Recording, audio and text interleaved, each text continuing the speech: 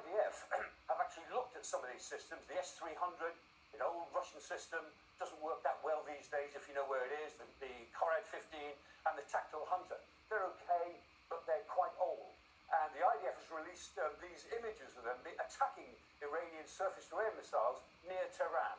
And there they are. If they can spot them, they can destroy them. They've got enough intelligence to know where they are, even those which are mobile, like the S-300. Once they spot them, then effectively they're dead if the Israelis decide to go for them. Finally, Israel has the one thing that they don't want Iran to have: nuclear weapons. The Jericho 2, which is a nuclear weapon-tipped missile. The Israelis will never confirm or deny whether they have nuclear weapons. And they deny that they are running a nuclear program in this way, but we all know that they are. They have the Jericho 2, it is nuclear. The Iranians would love to have what the Israelis have had for years. And in response to these attacks, the Iranians talk a very good game. They talk big, and they can certainly hurt Israel. But in a war of the skies, which this is going to be for some time yet, Tel Aviv certainly has the upper hand. Analysis there. Joining me now is Yasemin Mayfair, a researcher at the University of Oxford Middle East Centre. Yasemin, it's good to see you. I don't know if you heard what Michael was saying there in terms of the military capabilities of both countries, but it certainly looks like in that respect Israel holds the upper hand. I agree entirely. This isn't going to be a war of numbers of soldiers on the ground, where Iran has superiority in the air. Despite the larger number of missiles produced in the last few years, Israel has the upper hand. But more importantly, Israel has the support of the United States and probably a number of European countries, so it will have the upper hand. I'll come back to the geopolitics of it in a second, but this is all against the backdrop of talks ongoing, led by the US with Iran, to reduce what it wants uranium for. Clearly, Benjamin Netanyahu's government didn't think that was good enough.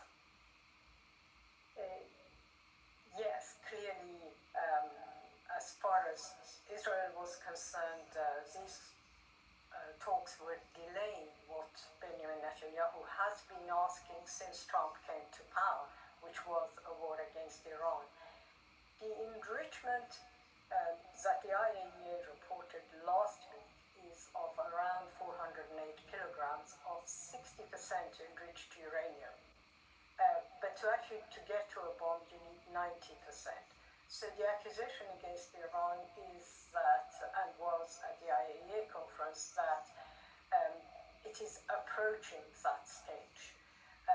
But as far as Israel is concerned, first of all, Israel was opposed to the talks from the very beginning, but also it was coming under a lot of accusations by European countries, not by Trump, regarding Gaza, and this was a good diversion.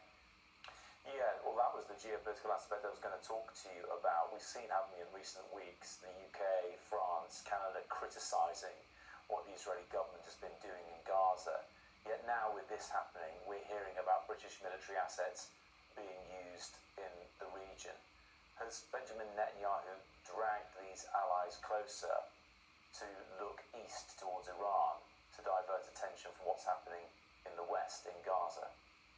Well, it's difficult not to see that. Of course, he didn't need to divert attention of Donald Trump, because Donald Trump was already on board with his programs in Gaza.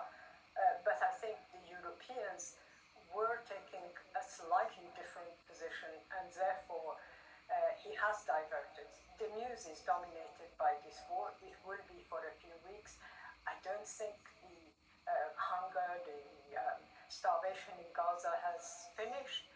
But no one is, it's not headlines. It is reported, but it's not headlines. Yes. And of course, the European countries are now very keen to support Israel. Yes, I mean, just to finish off, this is not the first skirmish, if you like, between Iran and Israel in recent months. It's the third. But what seems to be different here is there are significant Israeli casualties on the ground in a country where many Israelis are sick of the situation in Gaza and worried about what might happen with Iran. Do you think there could be more vocal unrest in Israel about this? imagine there will be vocal opposition to what is going on. It's continuation of what people see as lack of stability, lack of a peaceful situation in the country. However, this is also delaying elections because inevitably Netanyahu will not face an election in the next few months if this war or consequences of this war continue, and it is difficult to see how the situation can change in Israel. Yasmin Mayfair joining us from